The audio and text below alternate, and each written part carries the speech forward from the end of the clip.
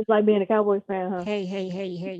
Being a Knicks fan is like getting an email for your promotion, and they're gonna have a ceremony, and when you get to the building burns down. It's like that's like Who do you have coming out the West?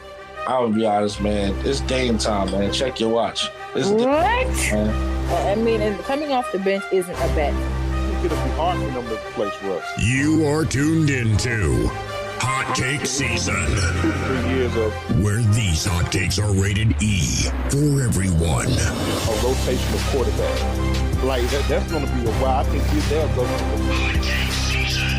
Hot Take Season. Hot Take Season.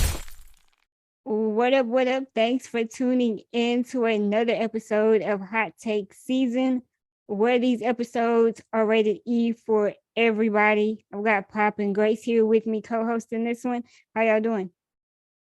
Good. Can't complain. what's up, world? Thanks for having me. Always. Y'all, I didn't realize this on the last segment, but the last segment was episode number 70. So this is 71.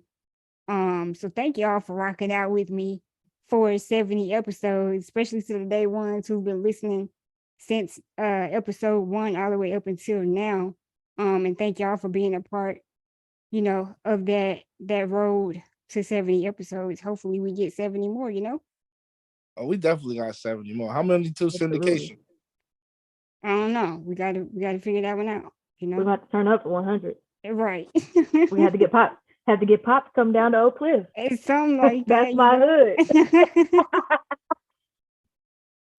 Man, you gotta holler at my OG, Percy. Okay. My OG Percy. Maybe we'll have that Duce sponsorship you want by then. If Hove sell Duce, it won't be no sponsorship. Bacardi not messing with us. Why Bacardi ain't messing with us? I'm not gonna get political, but look at the Bacardi. I was gonna say, don't. If there's even a half a chance, don't say what you're thinking. Yeah, look into the Bacardi history. Bacardi has an interesting history, man. They have a real interesting history. I don't see them messing with us though. Well, that's gonna be a loss, Yeah, definitely. That's how I see it. Definitely. But the NBA has been back about 9 or 10 games in now. What are your thoughts over the season? Anything you particularly liked or disliked so far? Highlight moments? Anything? Let's highlight that Warriors loser streak. Let's highlight that. Nobody want to talk about defending champs on a roll in the wrong way. But the beginning of the season is normally a telling sign of who took their offseason serious, Mm-hmm. And Giannis came out like he came on with that Drake song, Looking for Revenge. That man is on a mission. Like Giannis is going nuts right now without Middleton. So it's going to be interesting. They got a few things to tweak, maybe a mid-season trade to help them get over the hump for that playoff push. But Giannis looks crazy right now. Like almost like he didn't take no days off, He's energized, he's focused, he's determined, he put them on his back. Like, I got this, and it's great to see. Yeah, that's what you expect from the first 10 games. True. But hopefully they can maintain that as well, especially once Middleton is back in the flow of things. What are you thinking, Grace, though? Anything stood out to you so far? Fascinating to watch the Lakers become what they're becoming currently. As just not even just this season, but like this is going to have a mark on the franchise's history. Mm-hmm. It just kind of, I don't think it damages the previous legacy, but it definitely reframes the perspective of how they're seen as a franchise right now. I feel you. I think so far. Oh, go ahead, Pop. To be fair, the Lakers have had losing seasons. Like, no, with Kobe on the team, they've had losing seasons. Have they been this bad from the jump? Yeah. They've had terrible. I might have been a little bit younger. Yeah, they had. You talking about what was this dude's name? I can't remember his name. He had a terrible haircut. He was their center. Like they've had terrible seasons. When I was little, Kobe had to when Kobe first got rid of Shaq, they had to go through like a growing period. Mm-hmm. And then he had to do it again when after they won the championships they had to rebuild again and just, they had some losing seasons with But Kobe on that's the the team. thing. They had the pieces then. I don't know that they can't figure out the right pieces. No, it seems like They nothing gotta get fits Malik. right And I now. think here's my opinion, and it's not my hot take. It kind of is, but Russell Westbrook and James Harden, they used to be BFFs. They're the same kind of poison. You got to go I'm into gonna just detail. leave it at that. No, you can't. That's a hot take. You got to go into They're the detail. same kind of poison. James Harden, so far this season, is proving me wrong, and it looks like he really put in the work this offseason, and I'll give him his roses for that. I'll show respect. Still not a fan, but I'll show respect. But Russell Westbrook is consistently not showing up for his team multiple seasons now, and it's questionable why they allowed him to remain in Los Angeles when they could have more valuable asset on the roster right now, helping them get better. It's got to be Pelinka. It's got to be Pelinka not wanting to say he made a mistake. So when moves are made, it kind of cements opinions. So if you get rid of Westbrook, it's kind of saying you made the wrong decision to even bring him. So he's kind of like doubling. Well, he's more than doubling down now. This is year 2, and they didn't make the playoffs last year.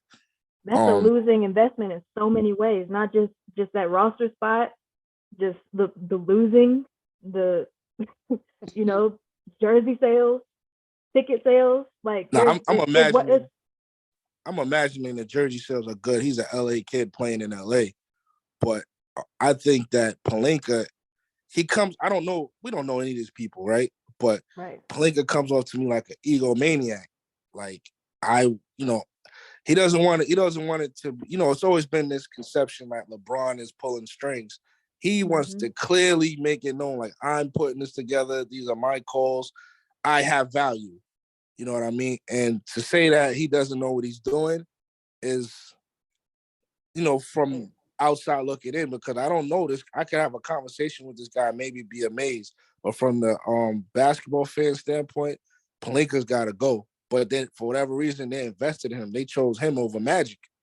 And I didn't understand that. Magic did so much for the franchise, So why would you even have Pelinka, in the way, so to say? Magic got LeBron there. Free agents wasn't checking for LA.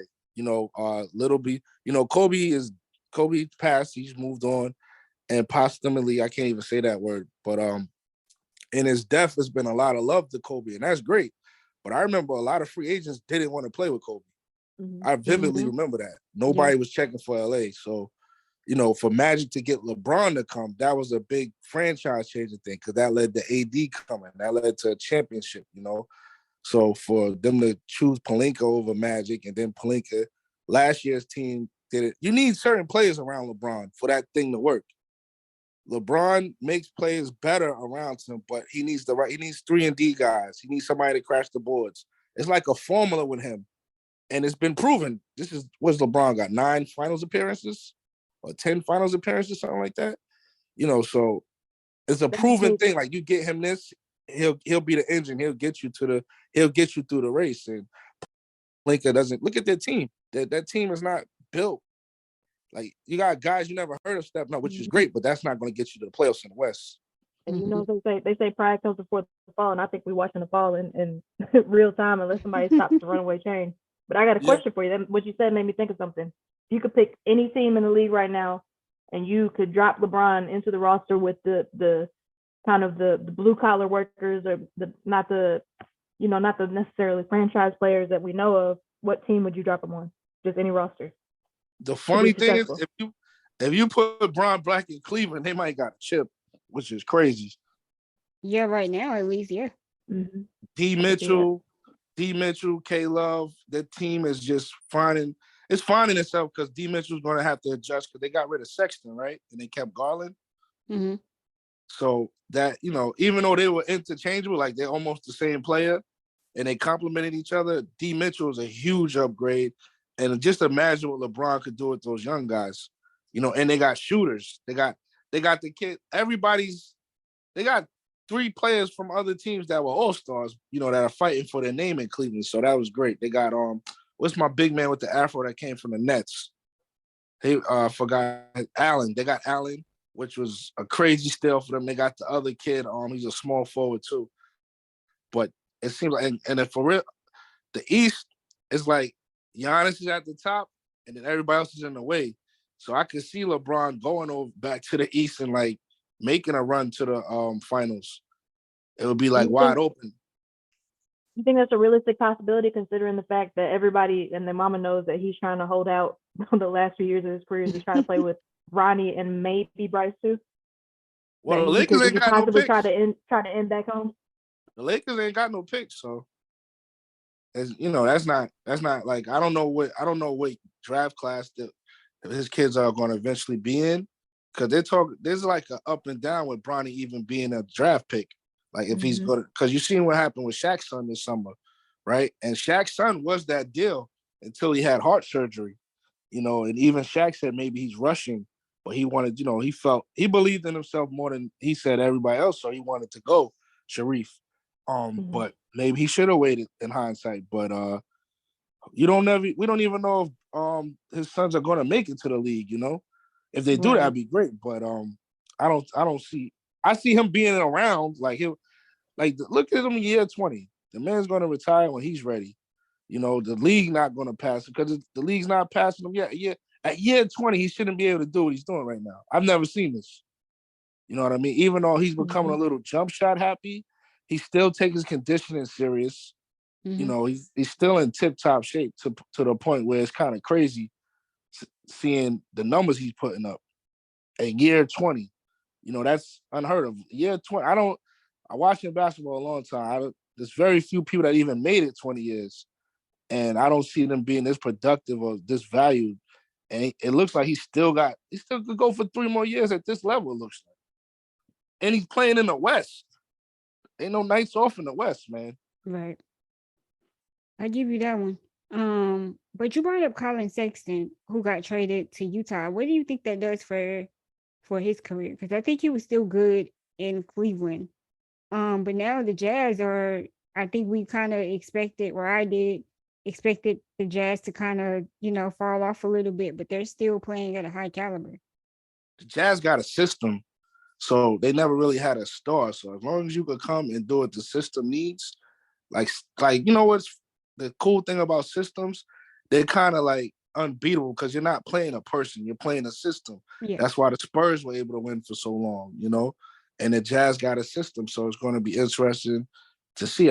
Right now they're gelling. Who knows what they did in their offseason, but it looks like they didn't waste it. They're not trying to find themselves. It seems like they're confident, and the guys know, like, hey, I don't got to score 30. I got to do this. I got to get to this spot to get this guy the ball. You know what I mean? Team ball is always going to be individual ball, right, in my opinion. Right. Well, you bring up the West and being able to stay afloat in the West. Is it fair to say that the Suns can possibly stay at that 1 seed? I know about a week ago or a few days ago, it was the Blazers, that had that one spot. Think you're going to see round robin.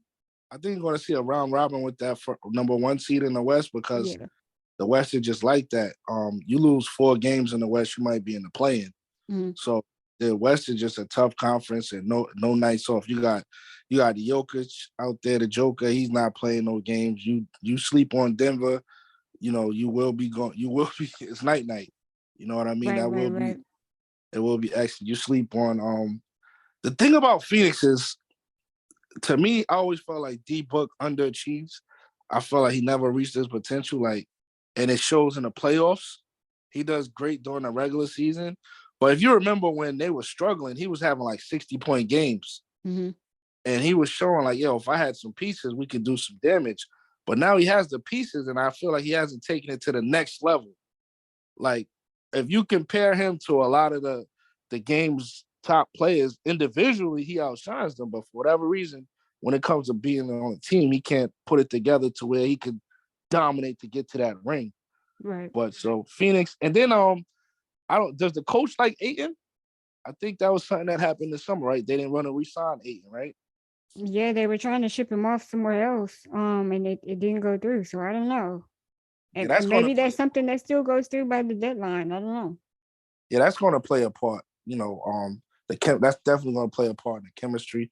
I know having Chris Paul is like having a player coach, so that's going to help the locker room. But then they had all those distractions. So I wonder around like that 30-40 game wall, what they're gonna look like, you know. Right. Well, my Mavericks are about at the 6th seed. Go ahead, Grace. I'm sorry, when Pop was talking about the fact that D Book, he kind of, when the spotlight's on, doesn't always show up, and that kind of made me wonder if in some senses, like you just said, Chris Paul is kind of a player coach. If there's some lacking there, like he should be taking him under his wing. Chris Paul's been in those situations before, and is it more of a mental thing? Like, what's the reason he's not showing up? It's interesting to me to see that multiple seasons in a row now. So do we start to I don't think question it's if it's Chris just Paul. it in him? I don't know. I don't think it's Chris Paul, man. I always remember D Book as the guy that didn't want to play against doubles in like a summer league game or whatever. Like he's like, you know, doubles and triple teams. You know, I always remember him as like, all right, this is how he takes season. Like, D Book is soft.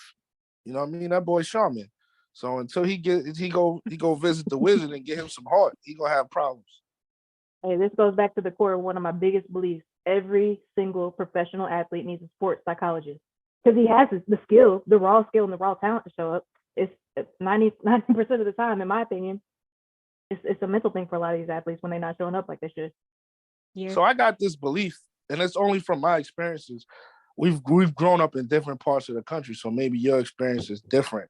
But in New York and in Georgia and in North Carolina, I've seen athletes in high school be like pampered, right?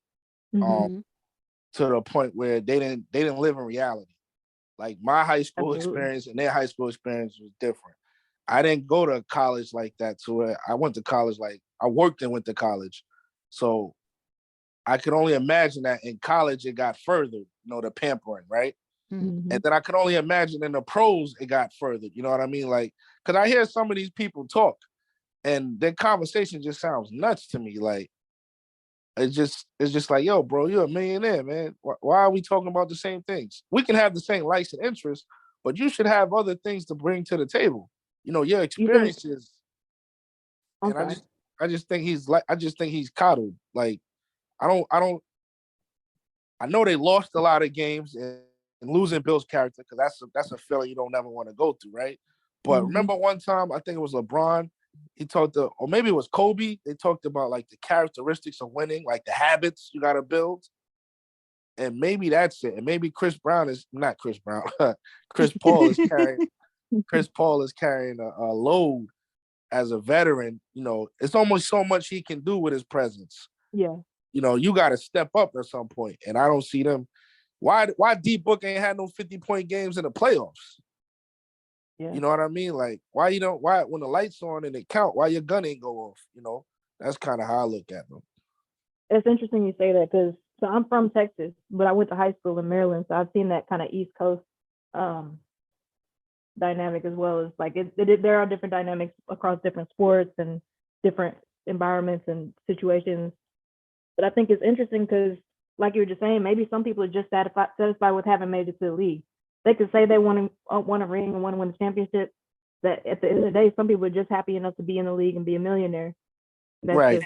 That's what sets people apart. Whether or not that they got that dog in them that wants a ring and to be a multimillionaire, or just happy to have made it.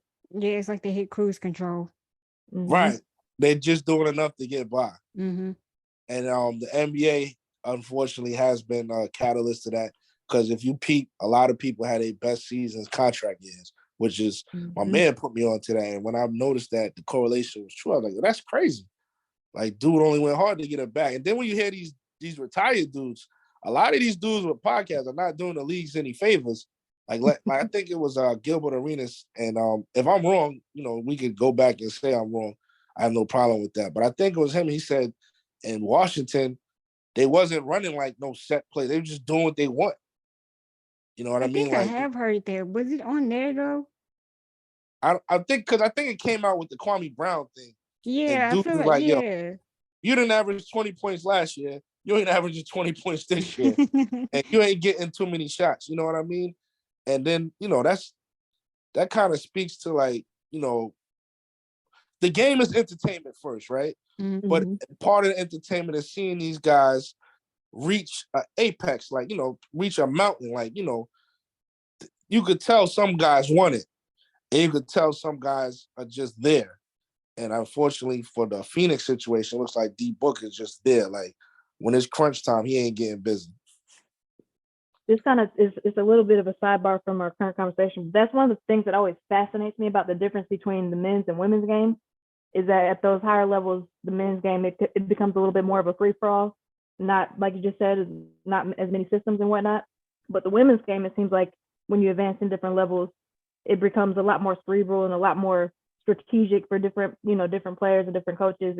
It's fascinating to me to see that difference and how kind of different, the approaches to it. I don't know why or what. I mean, I can say what I think, but people call me a sexist feminist, but it's just at its core, it's interesting to see that dynamic between the men's game of kind of when I won't say players take control. I won't say players control teams, but when there's a team that lacks a system, like you mentioned, you can see the difference between the teams that have systems and teams that they just out there running, like it's a pickup game, just with a bunch of pros and jerseys with fans in the stands.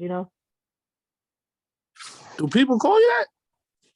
No, I'm just saying, some people, so when you say certain things about like the way women approach and think about things, and some people get sensitive. So I'm not gonna crack open that can of worms. Nah, man. If the women go harder, and you feel that the women go harder. Like that's from a mental and strategic perspective. Yeah, I think the women are playing chess while the men are playing checkers. I'll say that. I think it's a difference in the love of the game, though, with that too, Grace, because absolutely, there's a sense of it. You really want to win. You want to make it to a certain level in your career, but you also are chasing a bag in the same sentence, and it's not going to ever equal up to what the men make. That's true. So within that, you have to kind of go harder, because as a man, you can make it in the NBA. And you can, depending on who you are, you can afford to hit cruise control.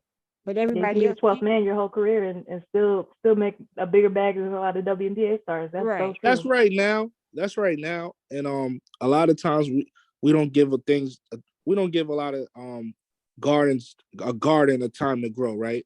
Especially our generation, our time table. Even though it's like an age difference between us, we're all from that microwave generation, right? We want everything instantly. We want everything now. So the WNBA, are they 20 years old? I'm not sure, but some people are saying they've been at it a while, they should be there. But in 20 years, the NBA wasn't nowhere near where it is right now. You know what I mean? And then also nobody's speaking about it, I guess, because a lot of people still don't like it. But NILs in the college game, right? The NILs, that's going to catapult, because if you got a young woman in college getting $1 million endorsements, which they can, because their NCAA tournament still grosses $1 billion as well. Right. That's so true. If you got them making endorsement money, right, and building an audience and a following in college, right, by the time they get to the WNBA, the pay has to go up. Because I'm a millionaire now coming to your league. Why would I take 30, 40,000? You know what I mean? But I mean, how often do we see that though? What, the NILs or with those deals translating over to the pro level?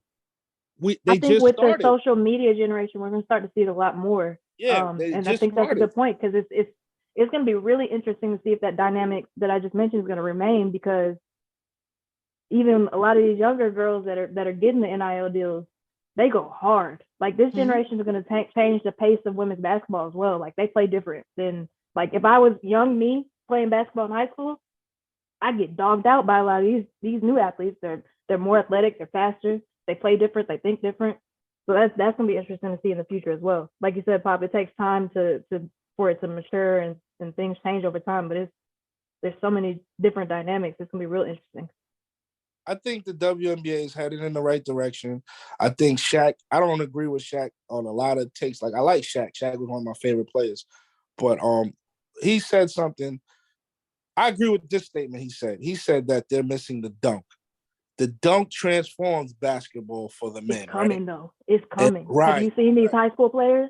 Right. It's crazy. I saw a girl on Instagram jump off of 2 feet, just go straight up the other day. Right. And I was like, wow. Right. So that it'll be there. It'll be there eventually. Will it be there right when we want it? Probably not. No. Will it be there? Yes. And the dunk, I think Shaq even said it. He couldn't dunk till his like first or second year at LSU. Imagine that. Shaq is 7 foot by then. You know what I mean? And he can't really dunk. So he said, he had to get it together. He had to practice. So the dunk, shout out to Chocolate Thunder, everybody. I'm a big fan of basketball. So sometimes you're gonna hear me shout out people. That's Daryl Dawkins for those that don't know. You're gonna hear me shout out people you've never heard out before. And the dunk in the early dunk contest, Grandma He's Ma, like, young. huh? He's young. Who's what? I feel like, did you just call us young for not knowing who Daryl Dawkins is? Oh, I knew who he was talking about. I did too. Yeah, I was speaking to the listeners. You caught me off guard right there. Yeah, so what else? Yeah, but I'm just saying, Larry Nance, it's a bunch of people that have came through. D Brown, hand over the eyes, pumping his sneakers up. The dunk has definitely transformed the league, right? To the point where it got a little out of hand. You had dudes in the league who couldn't shoot but could dunk. Desmond Mason, you know what I mean? So once the women's game gets that dunk, they're already better fundamentally. They're already more competitive. I don't know about the marketing standpoint because it's in the summertime. So unfortunately, in the summertime, you're competing with a lot of basketball. Like the NBA. I don't know. It feels like every summer the buzz gets bigger. Yeah. Every year. I agree to that, but think about so in the summertime, you got the Olympic basketball every so often. You got the qualifying Olympic basketball every so often. Those are like dream teams. Well, they literally are dream teams. You know what I mean? What you gonna watch? The dream team or WNBA? Then you got all these other tournaments that are getting love. Then you got so much in summertime is when people are the most active and least engaged in TV to begin with. So that's why you don't see major sports in the summertime. Baseball is there, but it's like we've all seen a decline in baseball. You know what I mean? Baseball's biggest thing is October. I know in New York it is. We don't care nothing really about. They put the Red Sox versus Yankees in the summertime, like during the certain weeks to get the interest there. But nobody really cares like until October comes. If the Yankees ain't going to the playoffs, it's a dub. And if we don't think you're winning the championship, it's a super dub. It's championship or bust in New York. But so I'm figuring that's similar around the country. Like the interest picks up closer to the postseason because it's 162 games. Nobody's watching 162 games. But I'm saying that to say the summertime, the women have the most competition in basketball wise because you got all these other extracurricular basketball things that you don't normally get to see go on. You got all these summer leagues taking off. Like imagine you got a game slot at the same time Kobe appears at the Rucker. Nobody's gonna watch that game, even if it was Mike playing in that game. Everybody want to see Kobe at the Rucker. You know what I mean? Like it's just a lot going on in the summertime. Maybe they can transition that, but who knows? They got marketing geniuses, especially the people. I'm surprised nobody accepted that as a challenge. Like the same way David Stern took the NBA, I'm surprised nobody said, "Hey, we got the WNBA. We're going to ensure it goes in the right direction." Kind of feel like though over time, because it's taken time, the league being in the summer has created built up this little younger generation of athletes that want to make it to the league in terms of women's basketball because it is so accessible during summertime. And if, there's more cities now when they're traveling AAU, they may be able to catch a game or just even the ones that are playing locally. I think there is an aspect of that has benefited the league in terms of making it more accessible to these younger, female athletes.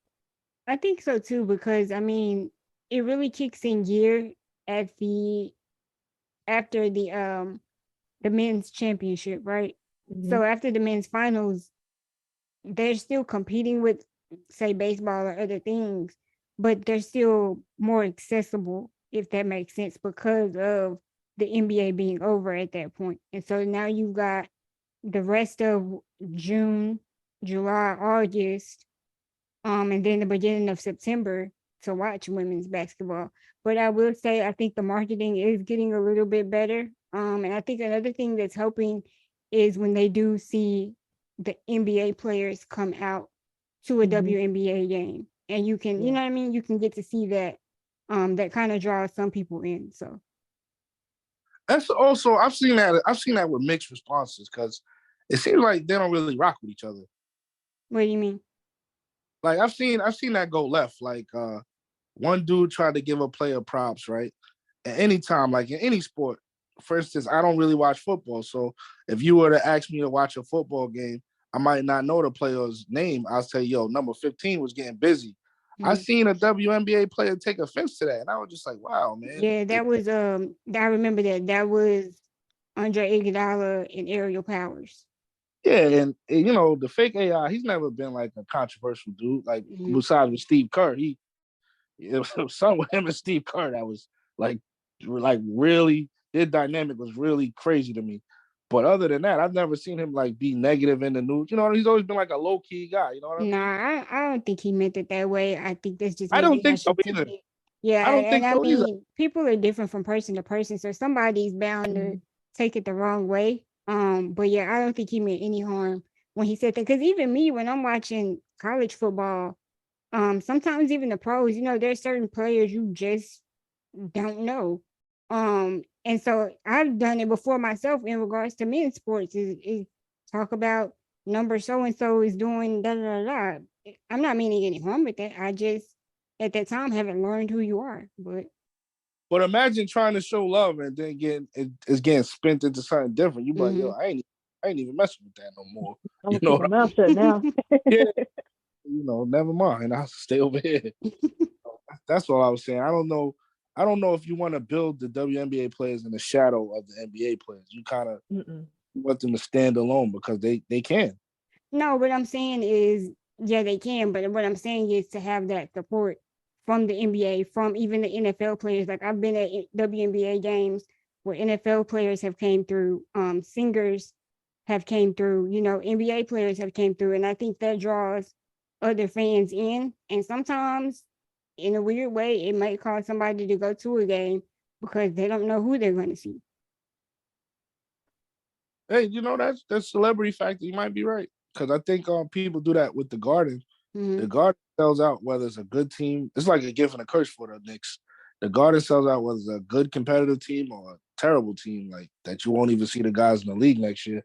But they're gonna sell out regardless because there is that celebrity factor. Like Seinfeld might be here, you know, before Chris Rock got slapped. Chris Rock is in attendance, you know. Right. I'm sorry, I didn't mean to derail the conversation with WNBA. I forgot how No, you're good. You're Nah, good. they're part of the league, so you know you got to mention them. They're like a family, so I don't think you did anything wrong. Nah, but to switch gears, one more thing with talking about the Western Conference of the NBA. My Mavericks are off to a better start than last year. They're sitting at number 6. It's our year. It's our year. Here you go. Here you go. So they add Christian Wood in to bring, you know, a big man presence. That was a great steal. That really was. I wanted Christian Wood for a minute, and I'm glad it's kind of working out. I feel like I guess he's still on some type of minute restriction or something in regards to him needing to have more of a presence defensively. But offensively, it works for me. And so I'm interested in seeing how the Mavericks can hold on to that going further into the season. But so far, that was a good move. Huh? You really didn't like the unicorn. It's not that I didn't like him. It's that they were trying to make him be something he's not. They tried to do the same thing with Dirk, though. They tried to make Dirk play beef. And you can't do that. He's not that type of player. And what was always annoying to me is Dallas will have maybe 4 big men on the roster, but they will be soft in the paint. Like, why are you that big and soft? I'm talking about my man Boban like that, man. I'm sorry, I love Boban. I love him, but he went head up with John Wick. Boban's an exception, though. He's a fan favorite. He is, but in this game, Boban would play better overseas for some reason. I don't get it. I get it, but I don't get it. Like, how old is Boban? That's almost a wrap for him. Yeah, it's almost a wrap. It should be. He's like that. You know, he's acting now. He'll be all right. Like George Murison, like they're not gonna have long careers. They're not here for a long time. They're here for a good time. Like, yeah, that's it. For real. But the Mavs got a lot of quiet as kept dudes like Spencer Dinwiddie. Yeah, you know that dude. He puts in buckets. He puts in pain. Like I like Spencer Dinwiddie. I was mad the Nets game because that was the thing with the Nets. They changed everything so quick. Like again, microwave situation. I didn't like a lot of the moves they made, and Spencer Dinwiddie was one of them I regretted. Like, yo, why'd you get rid of dude? Dude I was think like, they put all their eggs in one basket and it didn't work. win now. They went in win now mode, but they didn't know COVID was coming. Right. And Harden was a jerk. Once Perk told that story about Harden going to strip club on the finals, I would have never gave him a max deal. I'll never, like, if you did this, like, and I'm seeing you partying, right? Like, almost looking like a male groupie. Why would I give you the max and make you my franchise player? And then if you know basketball, he's so ball dominant, he takes away from other players. Mm-hmm. You know, I wonder if that's a business decision, because you got those people. Just like I won't say I'm a hater, because I will respect the fact that he's a talented athlete. I think he's overrated, but I do think he has talent. But you got these diehard James Harden fans that have been following him from jump. They buy his shoes, they buy his jerseys. I wonder if that was a business decision to invest in him like that. I'm gonna have to fact check you right now. I have never seen a pair of James Harden sneakers in any. Really? And yeah, He signed with Adidas. I know he signed with Adidas, and I remember the controversy because he signed with Adidas for a bag, and then he was wearing Jordans. But I don't Now never that I think about it, I've seen people in Dame Lillard, but I don't know that I've seen people in James Harden. Yeah, I don't remember that. I'm gonna need. I don't know that people out rocking them, but I know them diehard fans are buying them. If what I'm saying is making sense. Yeah. I'm gonna need all of those diehard fans to start buying that man sneakers. We need to know the because he might have stole a bag with that one. Because I've literally. No, he definitely did. He finessed that. I don't even remember a James Harden release date. Like he finesses every contract. Yeah, I'm thinking. Yeah, he definitely finesses a lot of contracts. 19 finesser. Lord. That dude, what's that dude? That GM that's in like love with him. Like he lives and dies with James Harden. That GM. He's the Philadelphia GM, isn't he? Yeah. Mm-hmm. Yeah, he got kicked out of Houston, and he's the Philly GM. But he like lives and dies with James Harden. And him and Embiid aren't going to work unless they both make concessions. Mm-hmm. And it's going to be. It's like they were saying about the players that play better in their contract year. It's like every time it's a little bit buzz about James Harden not showing up. Oh, look, James Harden is actually showing up now. It's like that. It's like that worker that your yearly performance review is coming up. Mm-hmm. Oh, let me do my job now, so I can keep my job. It's whenever they get that bag, and then all right, see y'all later. Yeah, I'm going to the strip club. Let me go spend these ones. The crazy thing. Okay, so do y'all see the Sixers being a play-in team this year? Mm-mm. Are they making the playoffs? Yeah, they're making the playoffs. They're making the playoffs. The way she said that, I was like, wait a minute. Nah, it's the East. You know what would really mess up the East? If they let Memphis be an East Coast team. That would really shake up things. I've always felt that. If they let Memphis be an East Coast team, I always felt that do that, but they never will. The East is so wide open, but the only person balling out his mind is Giannis. And everything else is like, who knows? The Knicks aren't consistent. The Jalen Brunson thing. What about Cleveland? Cleveland is there, but can they stay healthy? K Love is like 52 years old. Mm-hmm. So I guess that's the question. Can Cleveland be a legitimate contender? Health is a big thing out there. Because remember, it's a lot. So who was that NBA great that gave the recipe? He said, you gotta have. There's so many things that go into contending and playing for a chip is chemistry, scheduling, health is one of the big things. You could be firing on all cylinders, boom, torn Achilles, and your star goes down. You know what I mean? Right. So, and health is a big part of that. Are they going to stay healthy? Are they going to stay on the same page? That 20, 30 game mark when, teams start figuring out your new scheme. You know what I mean?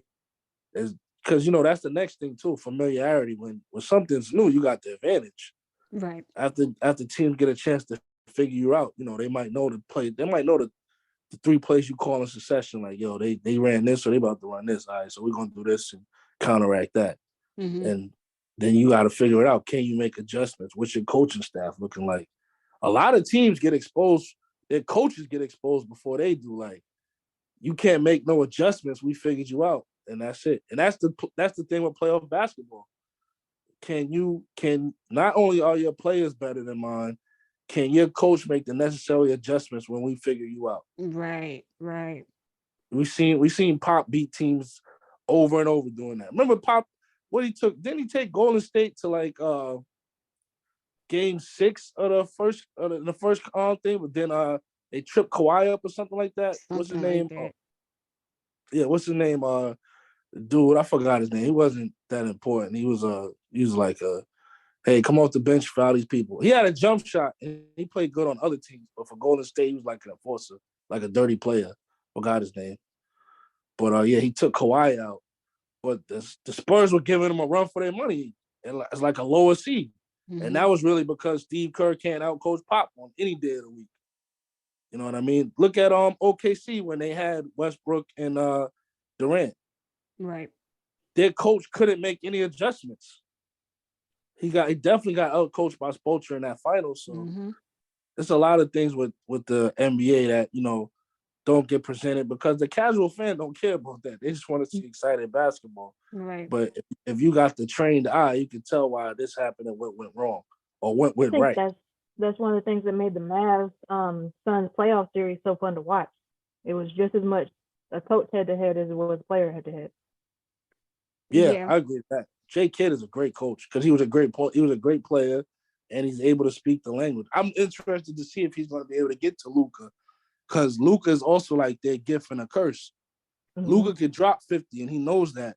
But you got to get the other players involved because otherwise you're going to lose those 50-point games. You don't want a game where you got 50, the rest of the team got 40 and you lose by 2. Right.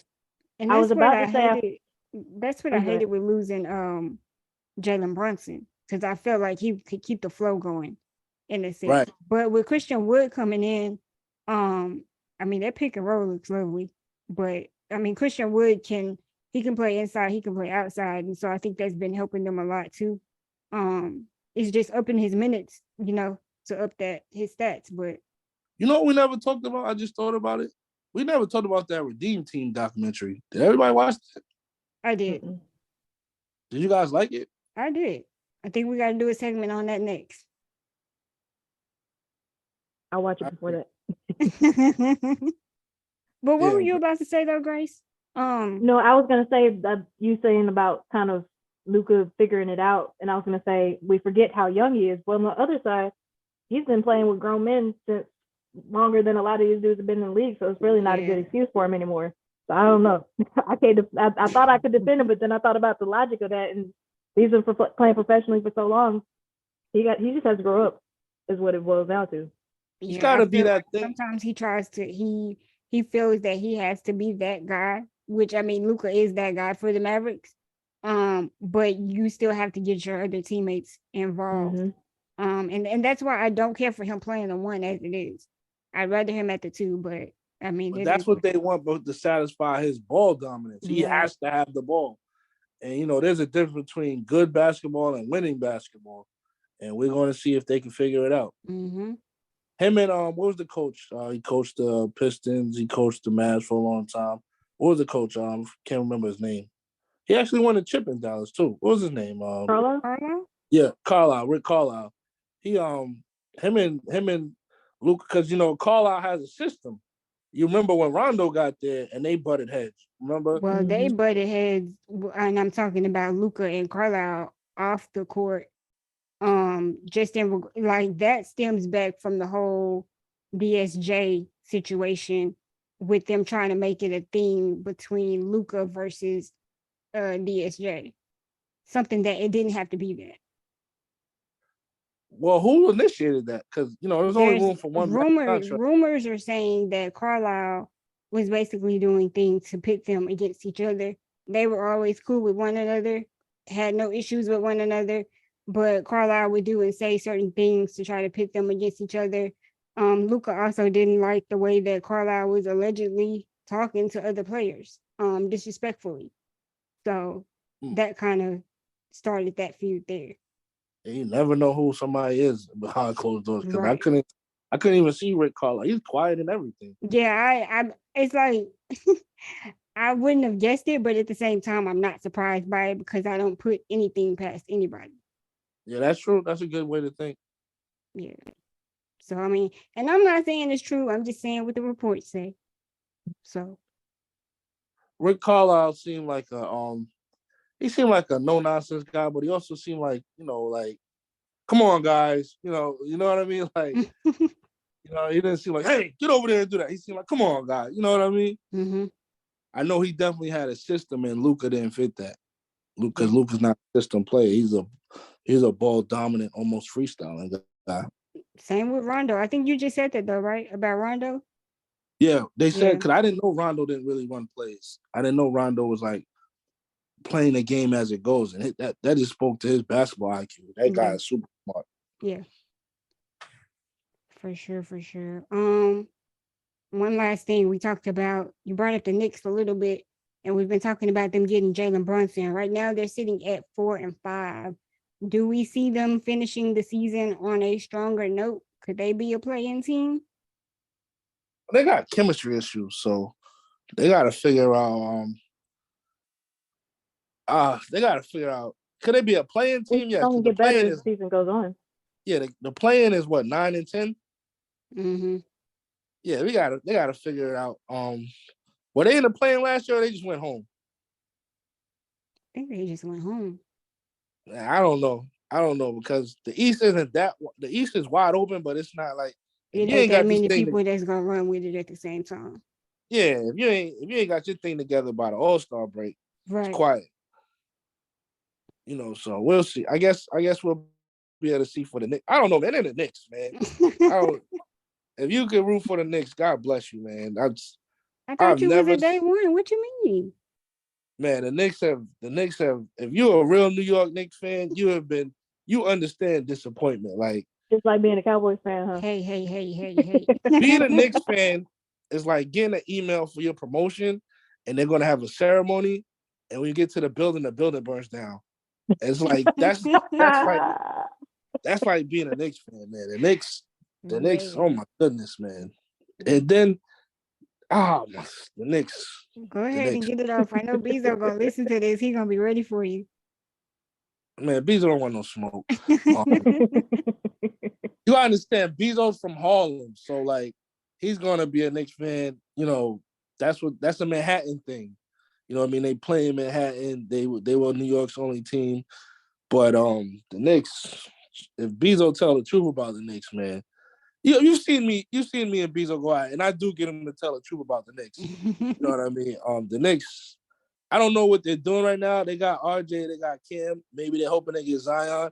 The league will love if Zion went there, but Zion got a squad in New Orleans. Like, I'm not leaving B Diddy to go to the Knicks. Yeah, like the Knicks, man. The Knicks. If there's a way to mess up something good, the Knicks might not want if they had MJ. I could literally see that. Like, the MJ was the reason the Knicks didn't win, right? MJ destroyed Pat. But if the Knicks had got MJ and Pat, they still would have found a way to lose. Like, they're the Knicks, bro. That is the Cowboys formula, ain't it, Grace? That is crazy. Knicks, at least the Cowboys got something in the 90s. Like, the Cowboys got more recent success than the Knicks, man. The Knicks, man. The Knicks are if James Harden was a team.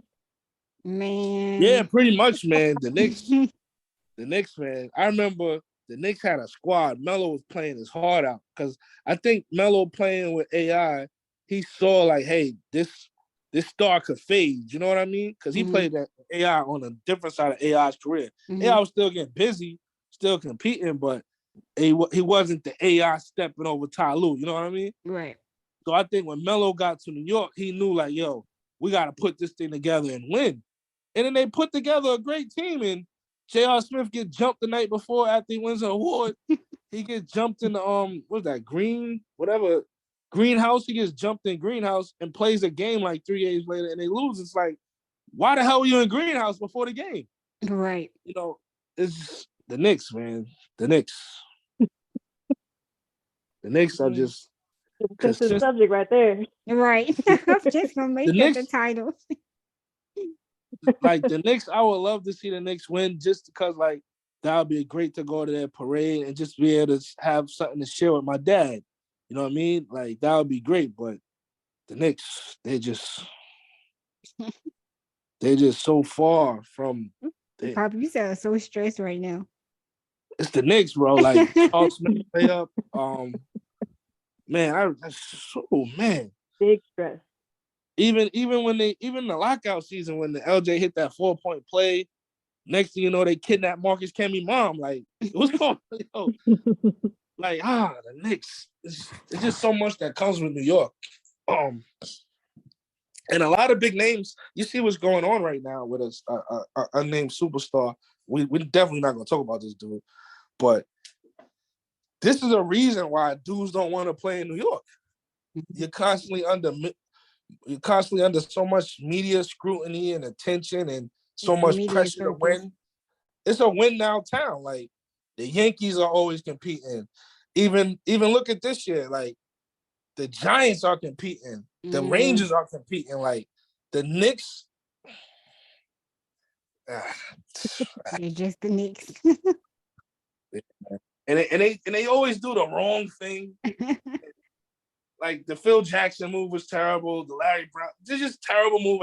So many coaches, man. Only good coach from the Knicks in the last 20 years has been like Herb Williams. And that's my man, Herb. But, he didn't even want the head coach job. That tells you about the Knicks. Like he's saying, no, I'm good on the head coach. You know what I'm saying? Mm-hmm. The Knicks, I don't know. Maybe they got to like burn down the Garden and start somewhere else. Damn. I don't know. The Knicks. If you gave the Knicks the All-Star team, like you went on 2K and gave the Knicks the All-Star team, they'd still find a way to lose. The Knicks, I don't know, man. The Knicks are just a historic, tragic franchise. Oh man, that's terrible. But I understand. But the league needs them. They're in a large market. Just you got to get a basketball mind at the helm, and Dolan's not it. And then even the people he hires are always just finessing him. Like if you want a bag, you go to the Knicks. If you want to win, you go somewhere else. Do you think they've just accepted that as things have gone so far historically, that they just may never win a championship? Like, do you think they just kind of accepted that as a franchise? Or just, I don't know, it doesn't make sense. You gotta look at the owner's standpoint, right? The team is valued like a championship franchise.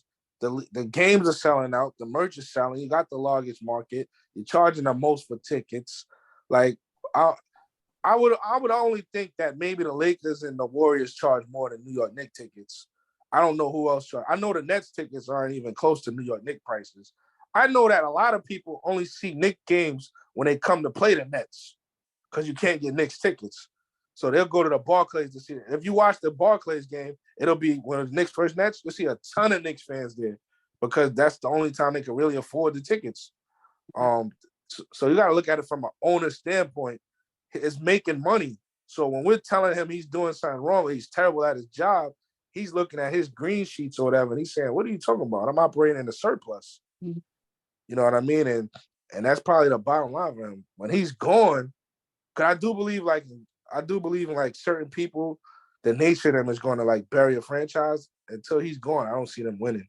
Even what they did with Leon Rose just now, like it sounds smart on paper, but not really, because you're trying to mimic what LeBron is doing with Clutch, with Leon Rose, agent, getting his people deals and all that stuff. And when you do that, you got to remember LeBron is like a people person. Like he's a likable person. You know, he's not Einstein or anything, but he makes a lot of smart business moves. They say he's a joy to play with. So everybody from every agency is going to want to play with LeBron.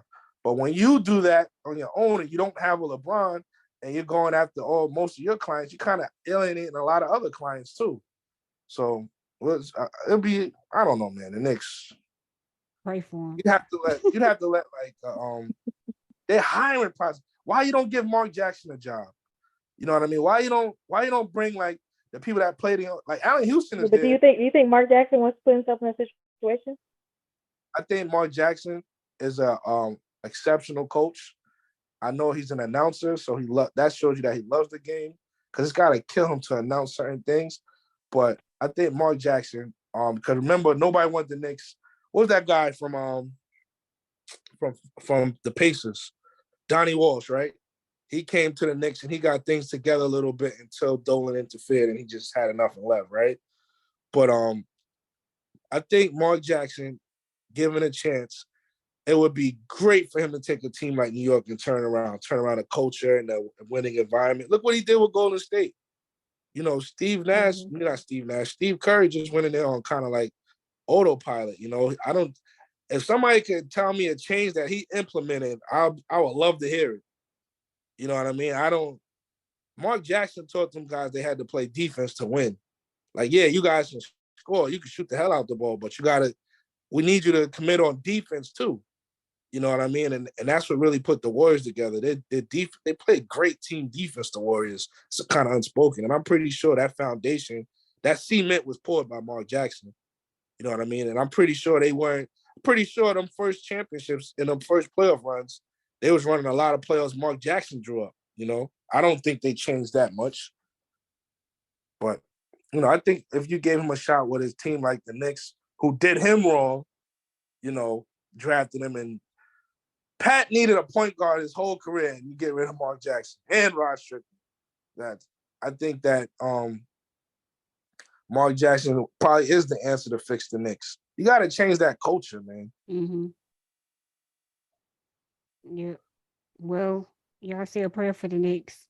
Shout out to Bezo and the Talk Nice podcast. Huh? God don't love the Knicks. Maybe he does. No, God don't love the Knicks. The city of Babylon, God don't love the Knicks. Oh, well, hey, I ain't gonna argue with you on that. Tell Bezo, don't even waste those prayers. We'll have world peace. We'll have world peace before we have a Knicks championship. Wow. A week. I got to post that one on the page. That's a hot take for real. Man, the Knicks, man. Oh my God. All right. Thank y'all for tuning in to this episode of Hot Take Season. Well, obviously these hot takes are rated E for everybody. Y'all be blessed.